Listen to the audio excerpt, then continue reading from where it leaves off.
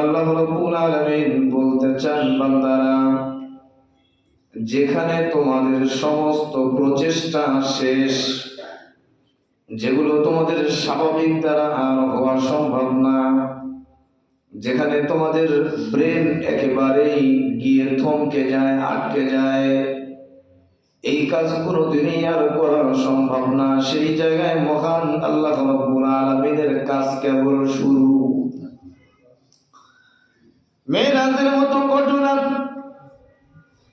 অন্য কোন নবীদের মাধ্যমে নয়, উর্দু গগনের ঘটনা শুধুমাত্র কেবলমাত্র একমাত্র আমি আমার হাবিব, প্রিয় হাবিব মুহাম্মদুর রাসূলুল্লাহ সাল্লাল্লাহু আলাইহি ওয়াসাল্লামের মাধ্যমে করেছি। মেরাজের অপর একটা অর্থ যেটা বহন করে সেটা হলো অন্যান্য নবীদের ক্ষেত্রে মেরাজ হলো ইমতিহান, পরীক্ষা।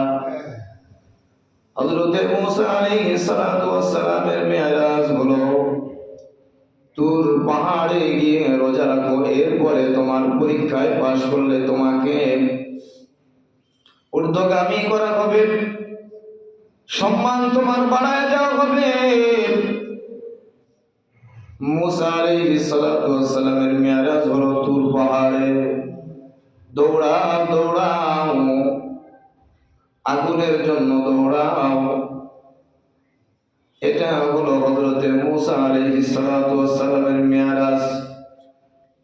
অন্যান্য নবীদের ক্ষেত্রে মেরাজ মানে ইমতিহান। হযরত ঈসা আলাইহিস সালাতু ওয়াস সালামের মেরাজ, হযরত ইউনূস আলাইহিস সালাতু ওয়াস সালামের মেরাজ। হযরত ঈসা আলাইহিস সালাতু ওয়াস সালামকে মহান আল্লাহ রাব্বুল আলামিন কাফেরদের থেকে বাঁচানোর জন্য মেরাজ করেছিলেন, তবে সেটা আমাদের নবীদের মতো নয়। উনাকে আসমানে উঠিয়ে নেওয়া হয়েছিল, এখনো তিনি আসমানে আছেন, কিন্তু নির্দিষ্ট ভাবে এমন একটা আসমানে আল্লাহ রাব্বুল আলামিন রেখে দিয়েছেন যেটা অন্য কোনো আসমানে যাওয়ার সুযোগ নাই। হযরত ইউনূস আলাইহিস সালাতু ওয়াস সালামের মেরাজ তথা ইমতিহান, মাছের পেটের মধ্যে দিয়ে ওনার মেরাজ নেওয়া হলো, ইমতিহান নেওয়া হলো। সেখানে তিনি পাশ করলেন। হযরত জাকারিয়া আলাইহিস সালাতু ওয়াস সালামের মেরাজ, গাছের মধ্যে থেকে করদ দিয়ে মাথা থেকে ফাঁক করা হলো।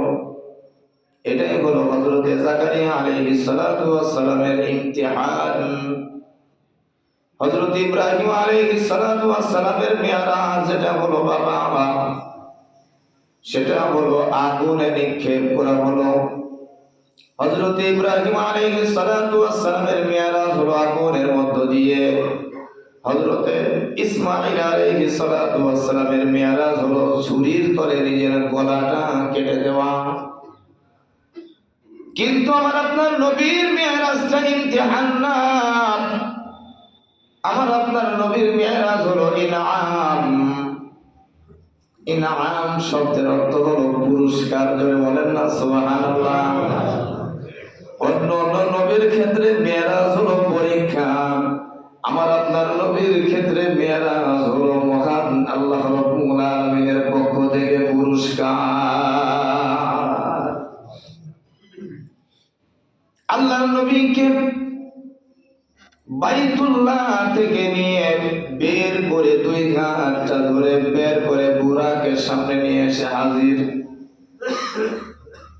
আল্লাহর নবী হাদিসের মধ্যে বলেন, আন্না রাসূলুল্লাহ সাল্লাল্লাহু আলাইহি ওয়াসাল্লাম বিল বুরাক ফাস্তাইয আলাইহি, আমাকে যখন বুরাকের সামনে নিয়ে যাওয়া হলো, বুরাক এখন লাফালাফি শুরু করে দেয়। বুরাক আর স্থির থাকে না, অস্থির হয়ে যায়।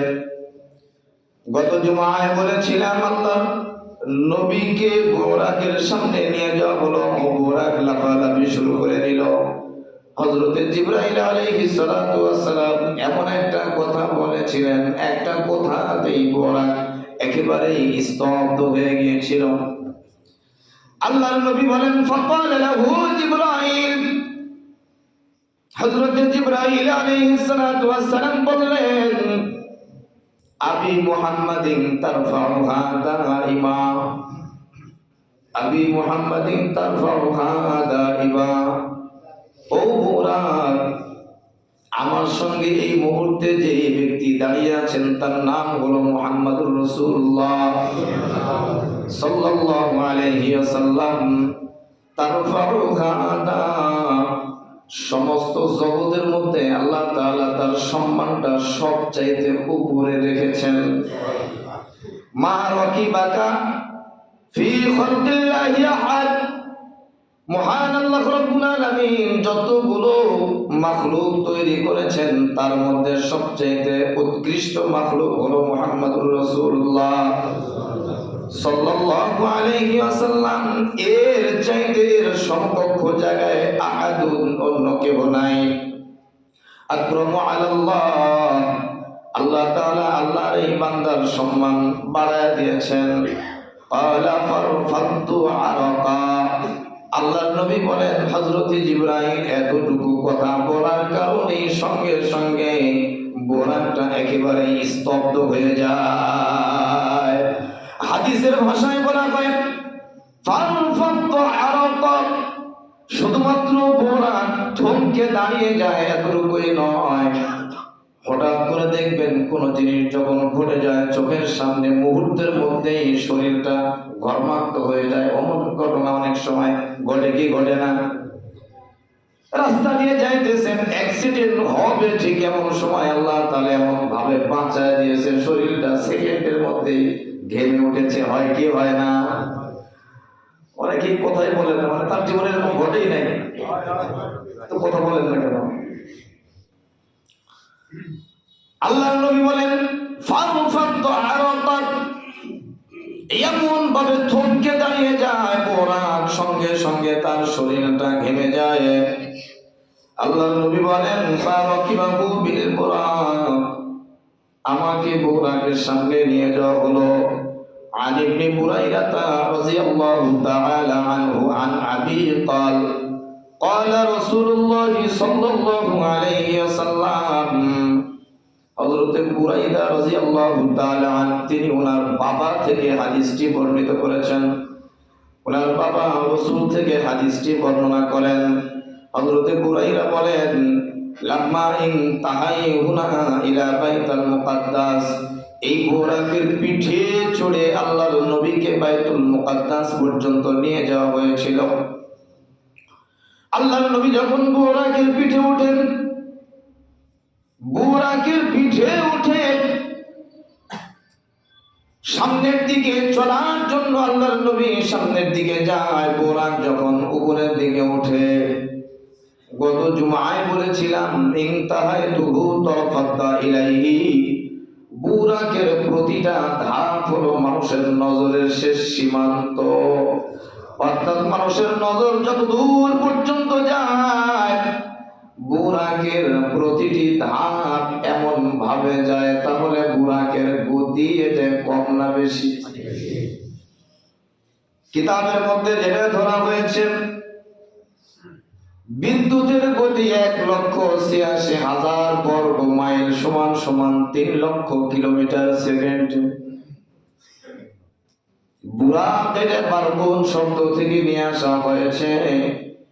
বারগুন শব্দের অর্থ হলো অর্থাৎ বিদ্যুৎ চমকায়, বিদ্যুৎ চমকায়, এর থেকে বারগুন নিয়ে আসা হয়েছে। বারগুন বলা হয় বিদ্যুতের চাইতে আরো হাজারো গুণ যার গতি বেশি।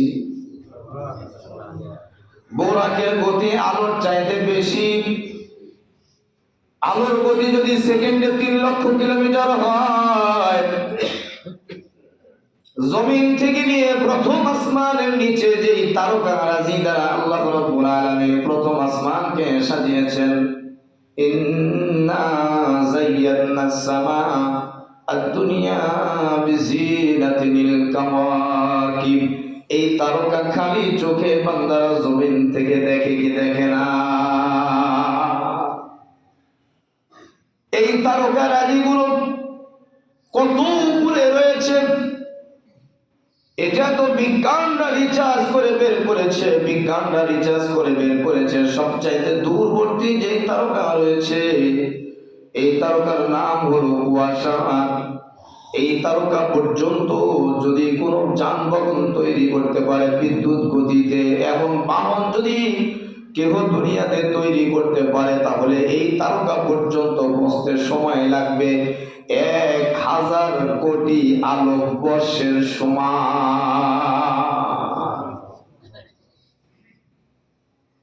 এবার তো কমসে কম এতটুকু আইডিয়াতে আসছে যে বুরাকের গতি বিদ্যুতের চাইতে কত পার্সেন্ট?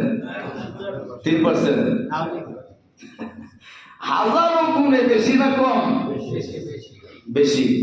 বুরাকে উঠেছেন আল্লাহর নবী, এবার রওনা দিয়েছেন, বুরাক যাইতেছে। হযরত জিবরাইল আলাইহিস সালাতু ওয়াস সালাম আল্লাহর নবীর সঙ্গে আছেন। জিবরাইল আলাইহিস সালাতু ওয়াস সালাম আল্লাহর নবীকে ডাক দিয়ে বলেন, ক্বালা জিবরাইল উনজুর ইলা জমিন, ও নবী আপনি একটু জমিনের দিকে তাকান। জমিনের দিকে তাকাইছেন, একেবারে সাদা জমিন দেখা যায়। আল্লাহর নবীকে বলা হয় সাল্লিহুনা রাকাতাইন, এই জায়গায় আপনি বুরাকের থেকে নামেন, জমিনে নামেন, এই জায়গায় 2 রাকাত নামাজ আদায় করেন। আল্লাহর নবী নামাজ আদায় করলেন।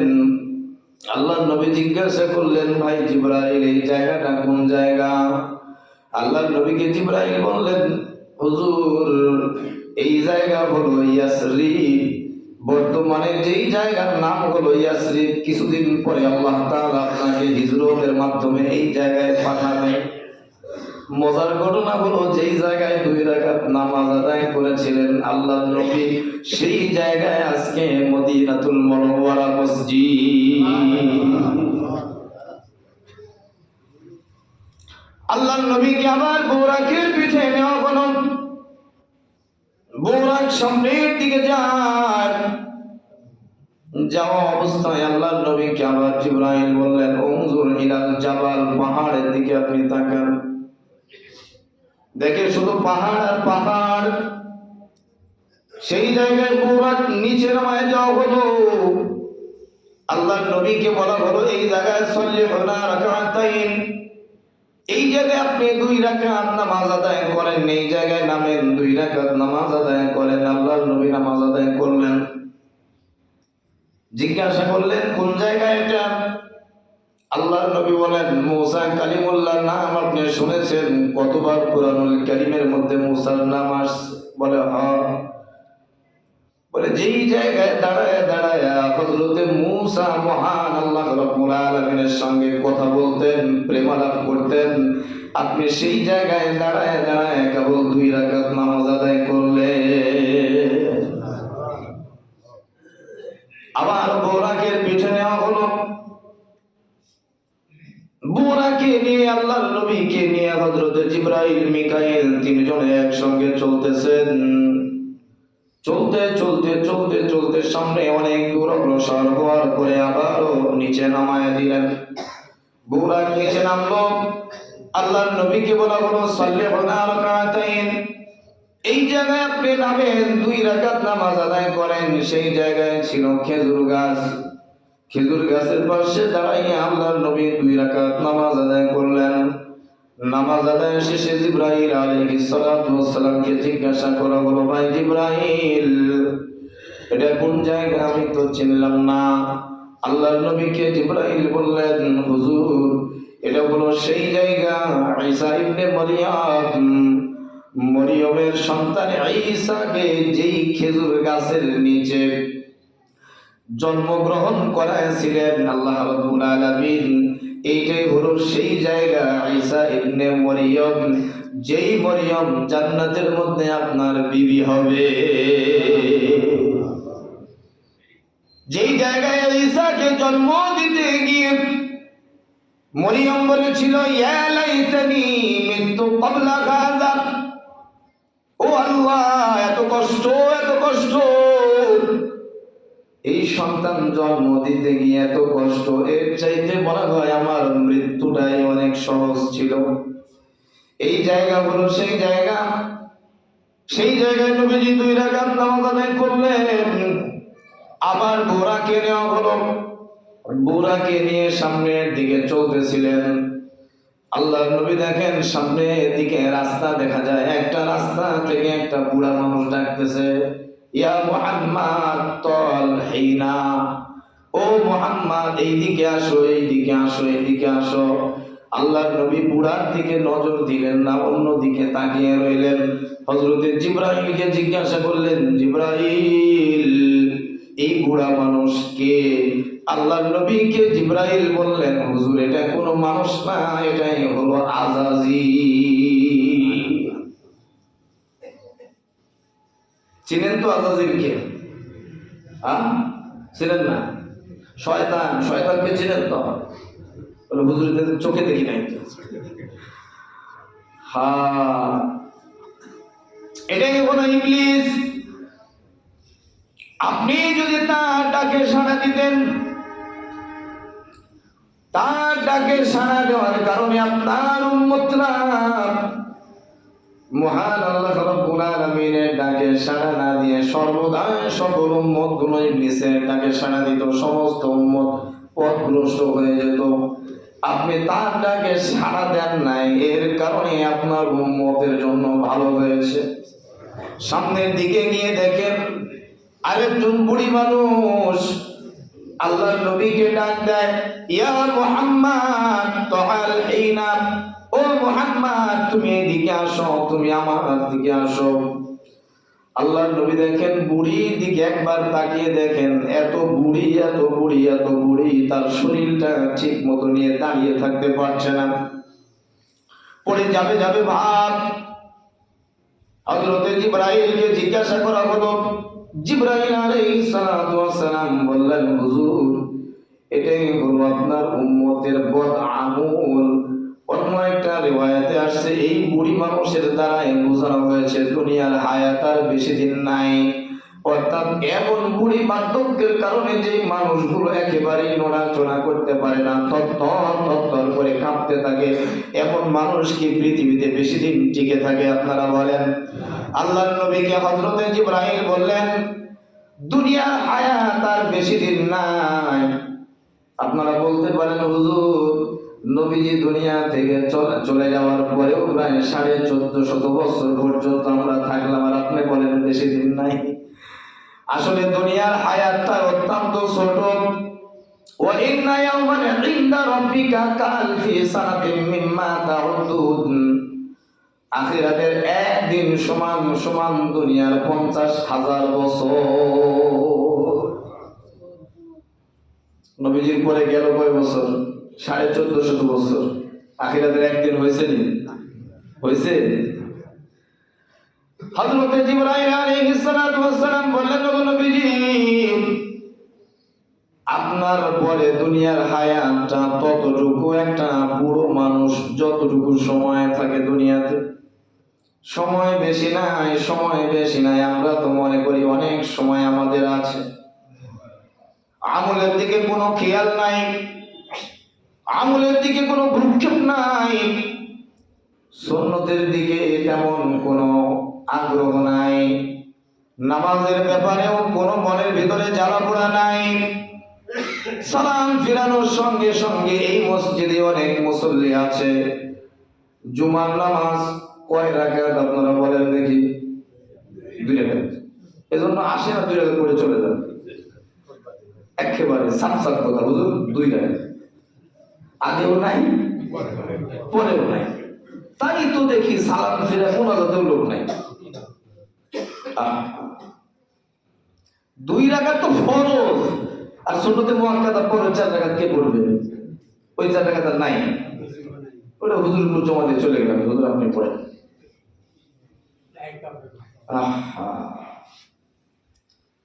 আগের 4 রাকাত, মাঝে 2 রাকাত, পরের 4 রাকাত, কয় রাকাত হলো? জোহরের নামাজ কয় রাকাত? আবার বলে 4 রাকাত। 12 না হয় বাদই দিলাম, এই নামাজ কয় রাকাত এগুলো আপনাদেরকে জিজ্ঞাসা করার দরকার আছে। খালি ওয়াজই শোনেন আর নামাজ কয় রাকাত এটা জানেন না। জোহরের নামাজ কেউ বলতেছে 4 রাকাত, কেউ বলছে 12 রাকাত। জোহরের নামাজ আগে পড়েন কয় রাকাত? 4 রাকাত। কি এটা? সুন্নত। কি সুন্নত? সুন্নতে মুআক্কাদা। সুন্নত দুই প্রকার, একটা হলো সুন্নতে মুআক্কাদা, আরেকটা হলো সুন্নতে গায়রে মুআক্কাদা। অর্থাৎ সুন্নতে মুআক্কাদা যেটা পড়াই লাগবে, না পড়লে গুনাহ হবে না। আর গায়রে মুআক্কাদা যেটা, সেটা না পড়লে গুনাহ হবে না, পড়লে সওয়াব হবে। যেমন আসরের আগে 4 রাকাত, এশার নামাজের আগে 4 রাকাত, এতো মাশাআল্লাহ আপনারা বুঝেন। তাহলে এই 4 রাকাত আর ওই 4 রাকাত এগুলো না পড়লে গুনাহ হবে না, সওয়াব হবে। আর জোহরের আগে 4 রাকাত সুন্নত, এটা না পড়লে কি হবে? গুনাহ হবে। এরপরে জোহরের পরে কয় রাকাত? 2 রাকাত। তাহলে আগে 4 রাকাত, মাঝে 4 রাকাত, পরে 2 রাকাত, কয় রাকাত হলো? 10 রাকাত। তো জুমাতেও তো 10 রাকাত, আগে 4 রাকাত, মাঝে 2 রাকাত, পরে 4 রাকাত। শুধু পরের 2 রাকাতটা মাঝে আসছে, এটা ফরজ হিসেবে, আর এই 4 রাকাতটা পরে চলে গেছে। না তো আপনারা এটা জমাতে চলে যান, আগের নাই পরের নাই, খালি 2 রাকাত। জমার দিন তো শর্টকাট, যত শর্টকাট করা যায়। পোশাকও শর্টকাট, কাজও শর্টকাট, এখন নামাজও শর্টকাট। যার কারণে আর নামাজের সুন্নতের মানে ফরজের পরে সালাম ফেরানোর পরে আর কিছুই লাগবে না, না দোয়া, না আমল, না অন্য কিছু, না সুন্নত, কিছুই লাগবে না। শর্টকাটে চলবে? আহা, কোথায় এসে তাড়াহুড়া করেন? নামাজে দাঁড়িয়ে তাড়াহুড়া করেন কেন? সময়টা জেনে দিয়েছেন, তাড়াহুড়া তো অন্য কাজে করবেন, মসজিদে আসার জন্য। আর মসজিদ থেকে বের হওয়ার জন্য তাড়াহুড়া করে, এটা বোকাবো না?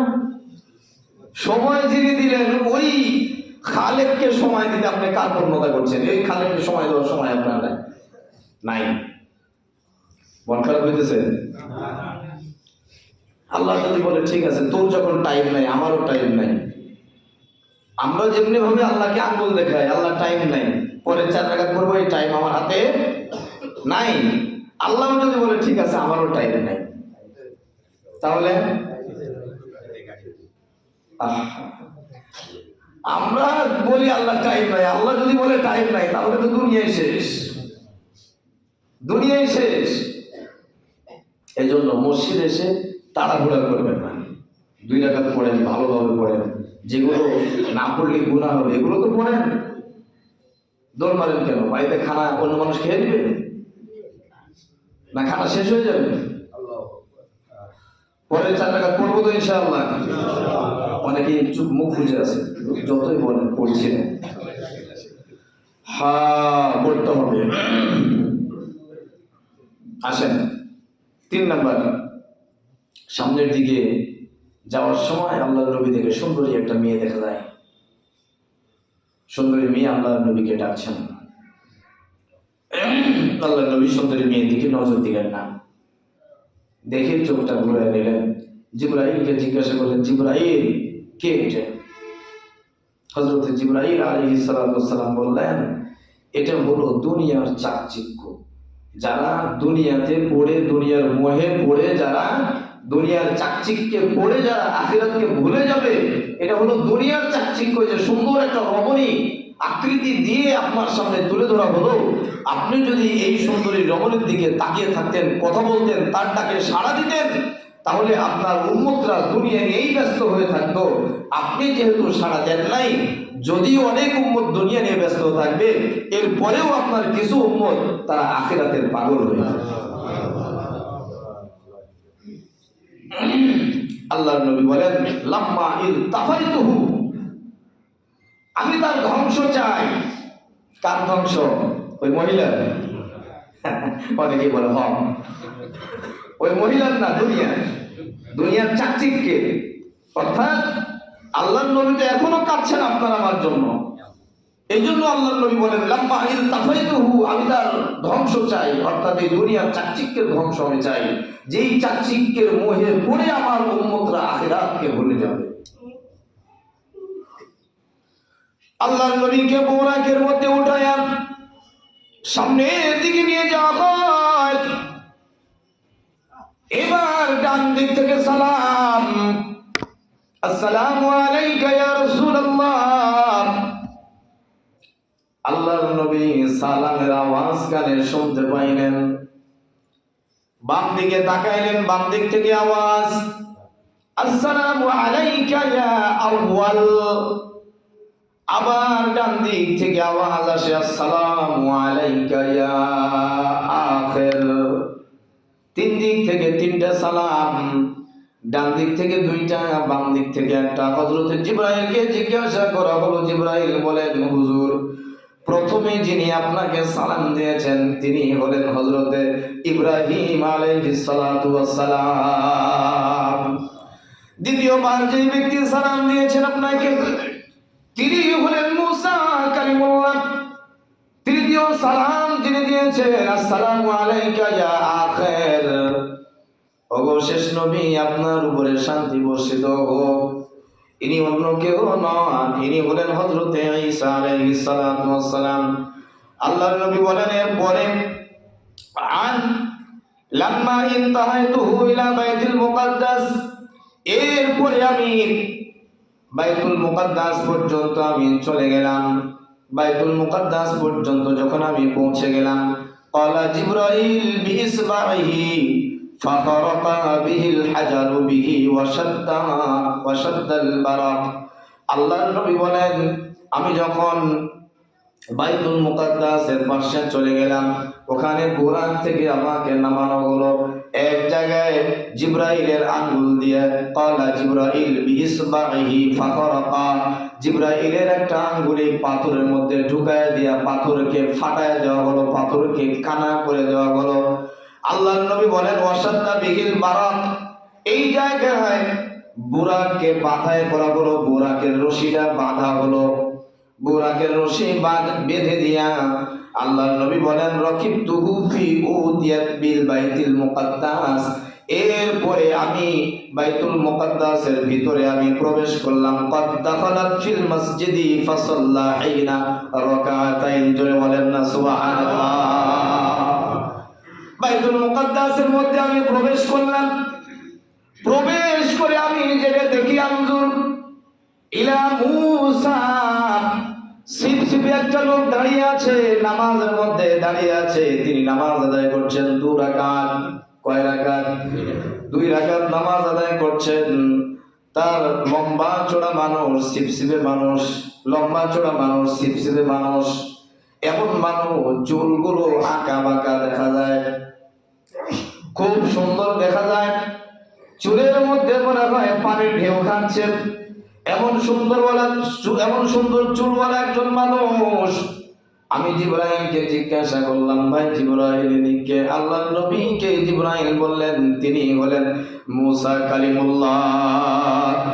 ডান দিকে তাকায় দেখলাম সাদা এবং লাল রঙের চুল দেখা যায়, দেহটা মিডিয়াম টাইপের, না মোটা না চিকন, এমন একজন ব্যক্তি নামাজ আদায় করে। আমি জিজ্ঞাসা করলাম ইনি কে? আল্লাহর নবীকে বলা হলো ঈসা আলাইহিস সালাতু ওয়াস সালাম নামাজে দাঁড়িয়ে আছেন।